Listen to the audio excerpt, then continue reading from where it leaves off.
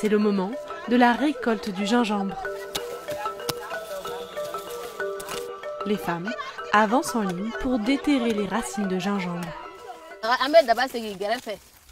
Pour avoir une bonne qualité de gingembre, quand on le récolte, il faut le casser en deux, comme ça. Et après, on ne le sort pas tout de suite de terre.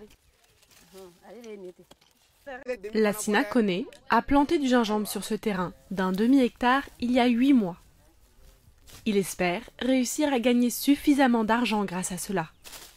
Depuis 3 ans, ce paysan plante du gingembre chaque année et il n'a jamais eu de mauvaise surprise à la récolte.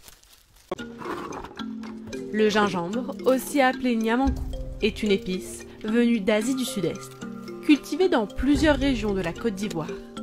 Le pays est le 3e plus gros producteur d'Afrique, après le Nigeria et le Cameroun. Dans un secteur encore peu structuré, les difficultés sont nombreuses, de la récolte à la commercialisation, en passant par la transformation. Mais nombreux sont ceux qui ont décidé d'investir dans ce qu'ils pensent être un produit d'avenir. Kalilou Kone nous montre comment il procède. Pour planter, voilà comment on casse le gingembre. Comme ça. Ça permet de faire des boutures. Et ensuite, on va planter ça dans le sol. Chaque année, il garde une petite partie de sa récolte qui lui sert à replanter son champ. Voilà comment il faut planter. L'intervalle entre les deux plants doit être de 20 cm. Il faut bien creuser et bien fouiller la bouture pour que ça donne une bonne tubercule. Une fois en terre, Kalilou Kone utilise des herbicides pour veiller à ce que les mauvaises herbes n'envahissent pas son champ. Pour bien pousser, le gingembre a besoin d'une terre assez humide, mais une fois que le produit a germé, il n'a pas besoin de beaucoup d'entretien. Au bout de 8 mois, le planteur est assuré de récolter du bon gingembre jaune. Le prix du séchage est fixé à 180 francs par kilo de gingembre. Un service qui intéresse beaucoup Virginie pour l'exportation. Pour aller à l'export, il faut sécher la marchandise. Et si le produit est séché dans les éduformes, c'est ce qui est recommandé sur le plan international. Voilà. Et puis, passant par les déshydrateurs, pas au soleil, au vent exposé, aux intempéries, c'est mieux de passer par les séchoirs. Une fois les sacs déchargés, le processus peut débuter. Tout d'abord, c'est le nettoyage minutieux du gingembre.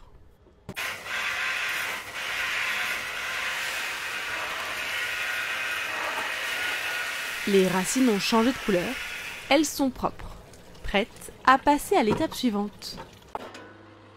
Le produit tranché peut être disposé sur les grilles en inox du déshydrateur. Une machine inventée par l'ingénieur autodidacte. Le séchage dure 10 heures. Et à la sortie, le gingembre est bien sec. Une fois le séchage terminé, Virginie peut revenir chercher la production séchée. Le goût est propre, le parfum est tellement savoureux. Et vraiment, et puis c'est bien sec. Ah bon, ça pèse même pas. C'est les 100 kilos sont devenus comme ça. C'est petit, hein? Il y a une perte considérable de poids. En séchant, le gingembre arrive à 1/10 de son poids d'origine, ce qui facilite son transport. Virginie a prévu d'envoyer à l'étranger de grandes quantités de matières premières. Jus de gingembre, produit le plus populaire. Dans l'atelier de l'entreprise de jus, Caca de Oro, c'est l'heure de la préparation. Le gingembre est ensuite mixé,